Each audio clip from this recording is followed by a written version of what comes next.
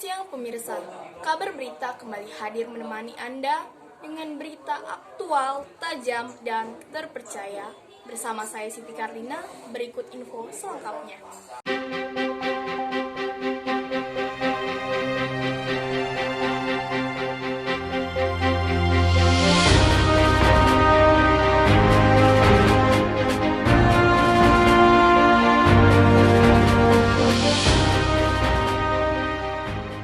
Virus corona atau COVID-19 merupakan virus yang berasal dari Wuhan, China, yang kini telah menyebar ke berbagai pelosok dunia, termasuk Indonesia.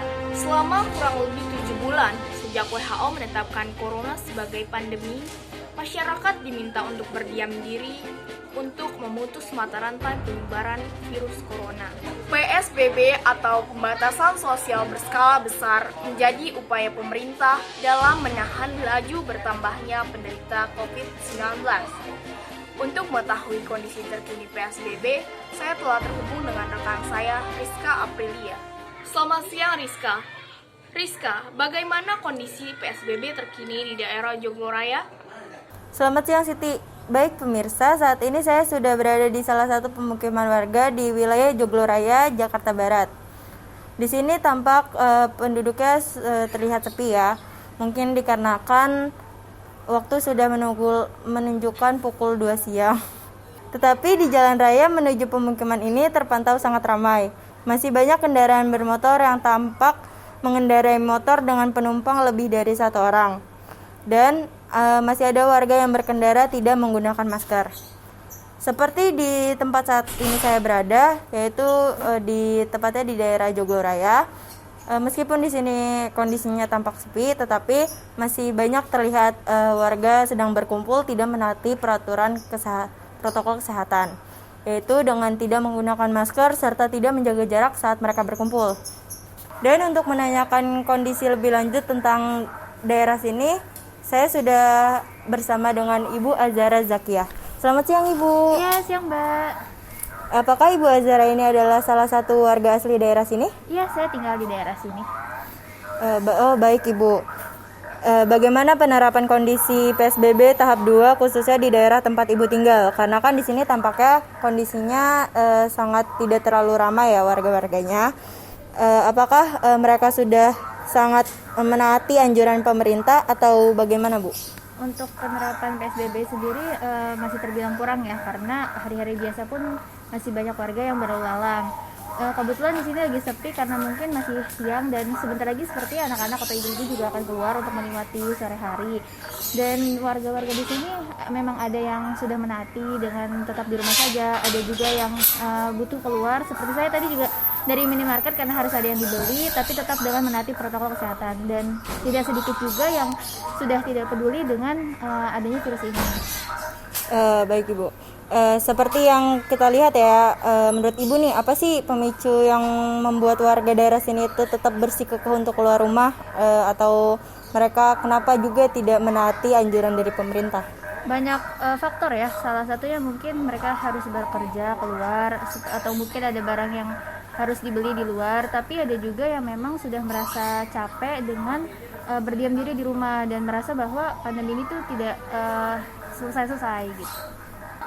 Dan ini kan tingkat penyebaran COVID-19 di Indonesia sendiri masih sangat tinggi ya. Kira-kira menurut Ibu nih, siapa sih yang berperan penting dalam penanganan kasus COVID-19 ini agar kasusnya tidak terus bertambah setiap harinya? Seperti yang saya bilang tadi, ada beberapa masyarakat yang tidak sadar bahwa dengan dia capek lalu dia keluar rumah dan merasa tidak peduli adalah menjadi sebab angka positif corona ini semakin menaik gitu.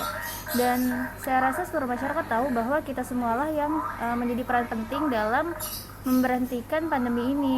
Tidak mengenal kalangan atas maupun kalangan bawah, rakyat ataupun pemerintah, tapi kita semua yang wajib untuk menaati dan melaksanakan protokol kesehatan.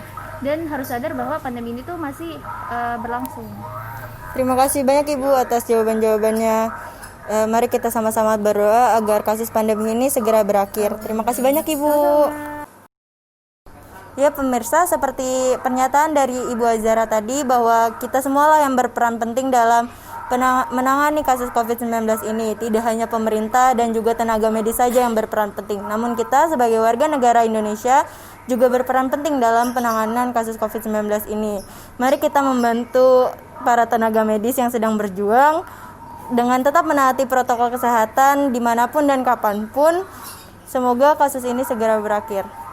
Rizka Aprilia Putri dari Jakarta, saya kembalikan ke studio. Siti Karlina, silakan.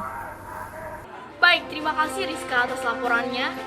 Pemirsa, mari kita simak bersama pesan yang akan disampaikan oleh rekan saya, Sarifah Zahra.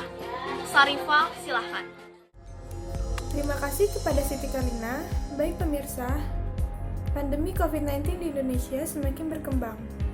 Banyak protokol-protokol kesehatan yang harus kita jalani seperti berjaga jarak atau social distancing yang harus dilakukan bersama.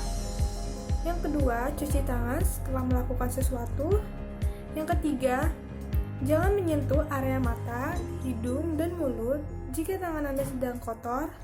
Yang keempat, bekerjalah dari rumah. Yang kelima, jika Anda beribadah di luar rumah, terapkan protokol-protokol kesehatan. Yang keenam, jangan keluar rumah jika tidak ada keperluan yang mendesak. Yang ketujuh, jika Anda keluar rumah, jangan lupa memakai masker dan membawa hand sanitizer.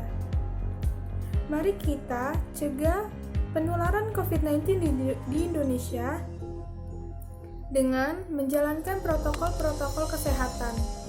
Sekian dari saya, Syarifah Zahra. Saya kembalikan kepada Siti Karlina. Terima kasih Sarifah Zahra. Pemirsa, PSBB ini akan terus berlanjut seiring dengan bertambahnya kasus COVID-19. Untuk itu, tetap jaga kesehatan dan patuhi protokol yang ada.